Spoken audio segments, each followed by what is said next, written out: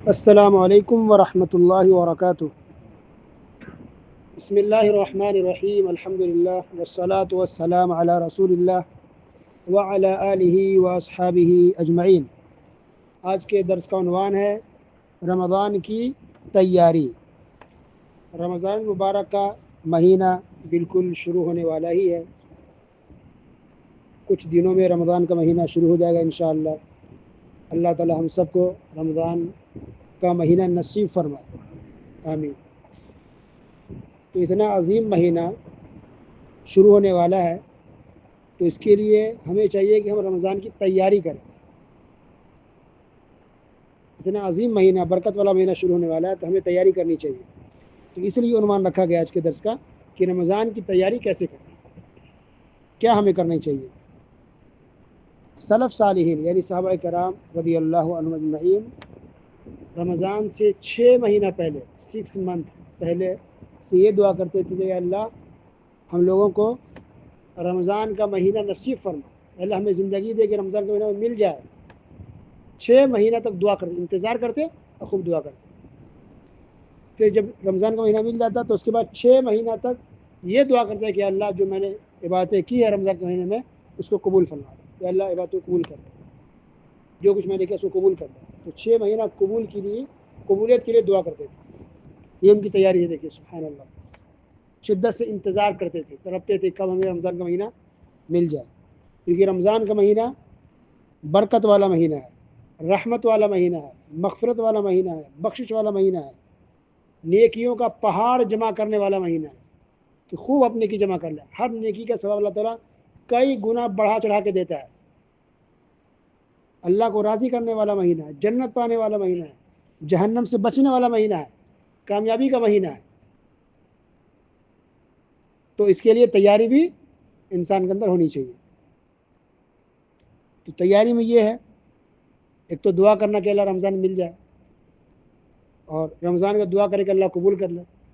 اسی طرح تیرے یہ بھی ہو کہ ہم اچھی نیت کریں، اچھی نیت کریں یعنی دل صاف کریں کہ ہم عبادت کریں گے اللہ تعالیٰ کو راضی کرنے کے لیے، اللہ کو خوش کرنے کے لیے، اخلاص کے ساتھ عمل کریں، تیری دکھاوا نہ ہو کہ اچھا روزہ رکھنے والا انسان ہے، اچھا سب کا خیرات کرنے والا آدمی ہے، وہ ہوائی کے لیے نہیں۔ اس لیے جو کام کرے عبادت خاموش رہیں، کسی کو پرچار کرنے مت جائیے، بتانے مت جائیے، سنانے مت جائیے کہ میں نے اتنا قرآن ختم کر دیا، میں نے اتنا سب کا خیرات کیا، میں تو رات بھر جاگا، میں نے اتنا ذکر اذکار مت بتائیے۔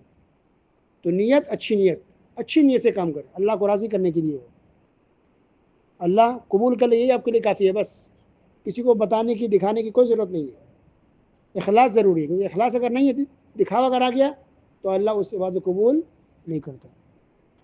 اسی طرح رمضان کی تیاری میں ایک بات یہ بھی ہے، اہم نقطہ، کہ عبادت کرنے کا ہم پختہ ارادہ کریں کہ رمضان کا مہینہ ملے گا تو اچھے سے ہم روزہ رکھیں گے، خوب قرآن مجید کی تلاوت کریں گے، خوب ذکر و اذکار کریں گے، خوب صدقہ خیرات کریں گے، شب قدر میں ہم جاگیں گے، خوب اللہ کی بات کریں گے، اس میں تراویح کی نماز پڑھیں گے۔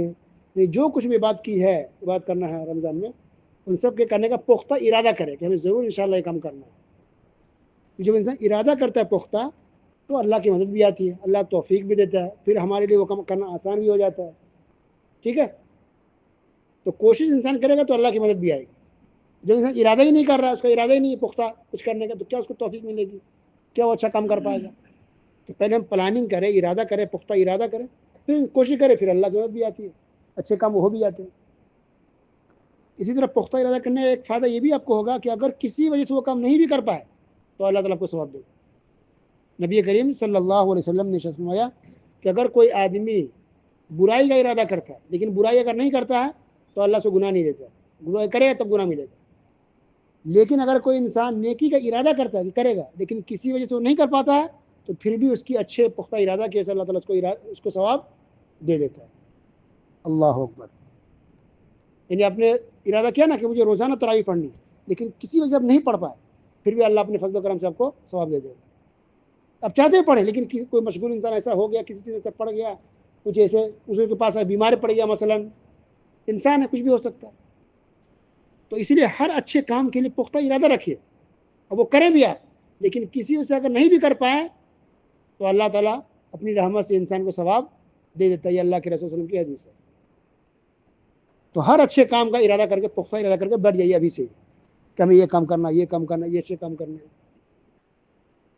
اسی طرح ایک تیاری یہ بھی ہے رمضان کی کہ ہم اللہ تعالیٰ کا شکریہ ادا کریں اس نعمت پر کہ رمضان کا مہینہ اتنی بڑی نعمت اللہ نے دی، اتنا بڑا آفر دیا ثواب کمانے کا. تو اللہ تعالیٰ لاکھ لاکھ شکر ہے، تیری مہربانی ہے. کیونکہ ہم شکریہ ادا کرتے ہیں تو اللہ اور بڑھا کے دیتا ہے. تو اللہ نے جو نعمت دی ہے رمضان کی شکل میں ہمیں خوب نیکی کمانے کے لیے، اس پر ہم اللہ تعالیٰ کا شکریہ ادا کریں. اور باقی اور جو نعمت اللہ نے دی ہے، ہر نعمت پر اللہ تعالیٰ کا شکریہ ادا کرتے رہیں. ٹھیک ہے.